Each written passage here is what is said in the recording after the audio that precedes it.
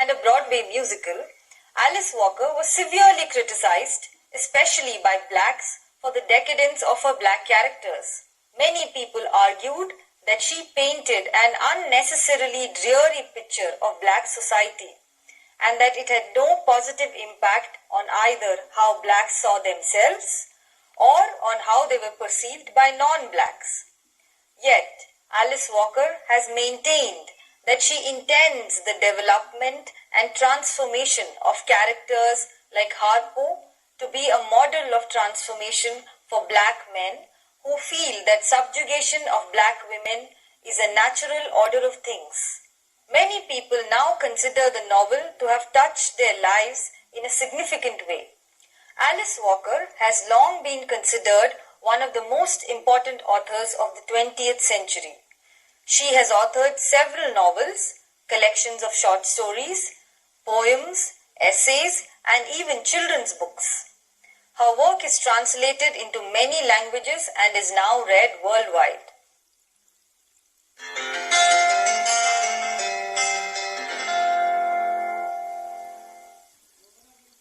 A brief history of the civil rights movement in America. The civil rights movement in America arose out of the extreme inequity faced by blacks in America. It started as long back as 1860, but significant victories were won only in the 1960s. Even after slavery was abolished, the lives of black Americans were marked by racial segregation, disenfranchisement, violence, and exploitation.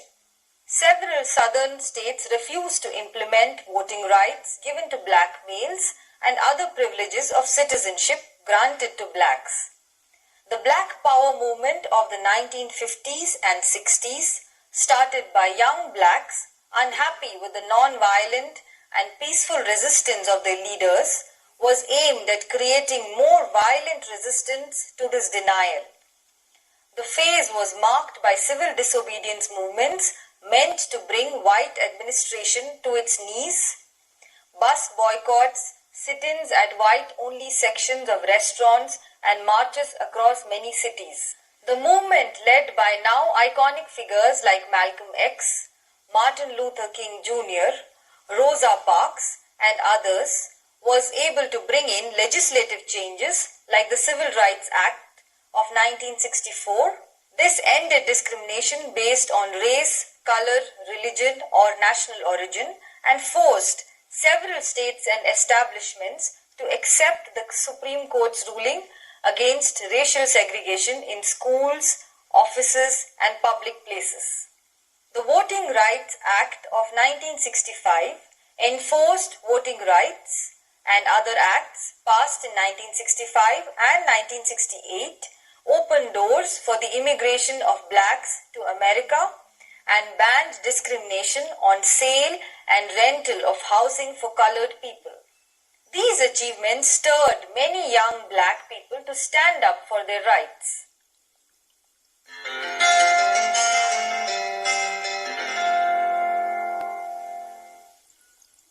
Introduction to the novel. The Color Purple, written in 1982, is Alice Walker's most widely read work of fiction. It is considered by many to be her best work till date. The novel portrays the life of blacks in the racially segregated South of America through the stories of Celie and her sister Nettie. The novel is multi-layered with several themes like race and gender-based exploitation, colonialism, same-sex affection, intersecting to provide a rich and vivid portrayal of life amidst the blacks in the American South. Despite Alice Walker's distance in both time and space from the experiences depicted in the novel, The Color Purple provides a vivid and stark picture of the realities of life of blacks in America. It is said that as a young graduate student in Atlanta, Alice Walker climbed a tree to hear Martin Luther's speech, "I Have a Dream." The civil rights movement made a deep impact on the young Alice Walker. The character of Celie in the novel is a passionate portrayal of the fate of black women in early 20th century America. Outcasts in both the home and society, they continually suffered at the hands of both whites and black men. They go through their life in fear, denied both education and security. Celie and other black women characters like Sophia, Shug, Avery, and Mary Agnes often have to rely on each other to survive. As they cope with the failure of institutions like family and marriage, they also begin exploring same-sex love, as in the case of Celie and Shug Avery. Homosexual love is an important theme explored in the novel. The portrayal of Nettie, Corinne, Olivia show how education brings both dignity and opportunities for black women. Tashi, the Olinka child, and the story of other Olinkas depicts the encounter of black Africans with modernity. The encounter with education and modernization through roads shows how societies in colonies like Africa are not equipped to adjust to the large-scale onslaught of modern imperial forces. However, the colonial encounter is not only played out in far-off locations in Africa, but repeated through the everyday subjugation of the blacks in America as well. Sophia is a defiant black woman who resists subjugation to both black men, like her husband, and whites like the mayor and his wife. Yet, she is powerless before the brute force of the white police and prison. Beaten into suppression, much like the Olinkas, she is forced to bow before white power. The distinctive and contrasting voice of characters like Celie and Nettie are important in understanding the novel. In spite of the significant disadvantages in education, Celie has a unique personality and a strong opinion. The color purple is credited with depicting a raw picture of the hardship of being black in early 20th century America.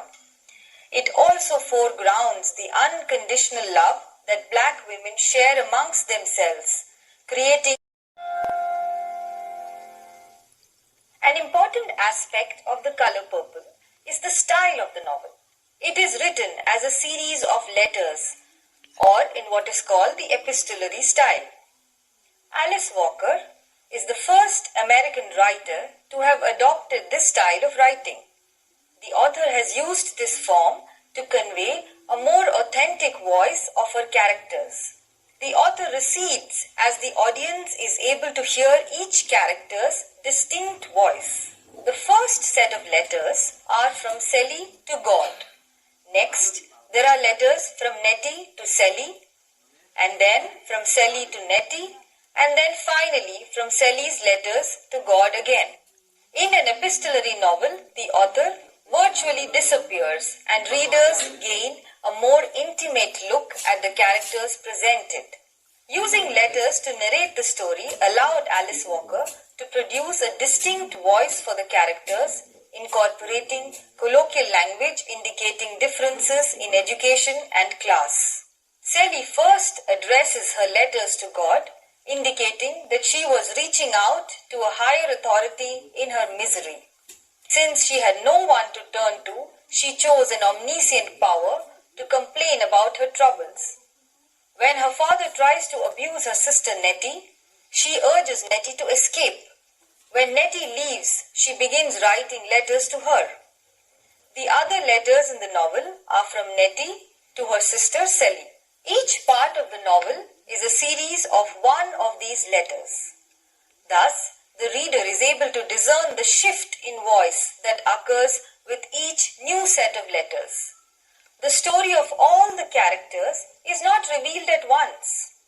At first, Celie's account of Nettie disappearing without any news leave gaps in the story of what happened to Nettie. Later, when we read Nettie's letters to her sister, we understand what happened to Nettie. Thus, the epistolary form of the novel prevents a straight development of the story. This foregrounds the character's point of view about the events rather than the author's all-powerful narration. The last set of letters is from Celie to God, but this time Celie is at peace with herself and the world. While the epistolary form of the novel works to successfully introduce the African American language in the novel and contextualize the events in the early 20th century African American life, it also has some drawbacks. The difference in pronunciation and diction, especially that of Celie, is often hard for contemporary readers to decode. This is harder for readers who are not familiar with the language and culture that Celie inhabits. In addition, the lack of a clear storyline requires the reader to be patient until the end of the novel to piece together all the events that are described.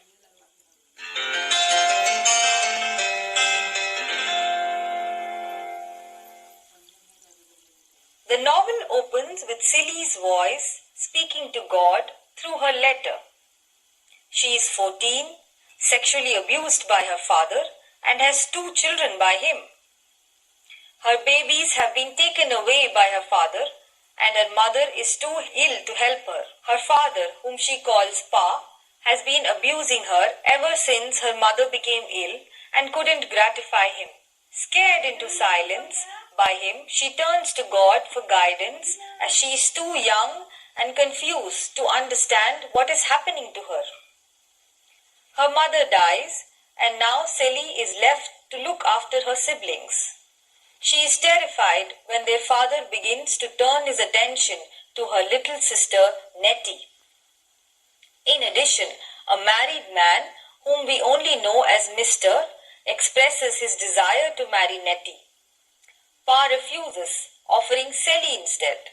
On her marriage day, Celie spends time bandaging her head, untangling her stepdaughter's hair, cooking dinner, and then she goes to bed thinking about her sister as Mr. lies on top of her. One day, Celie spots a little girl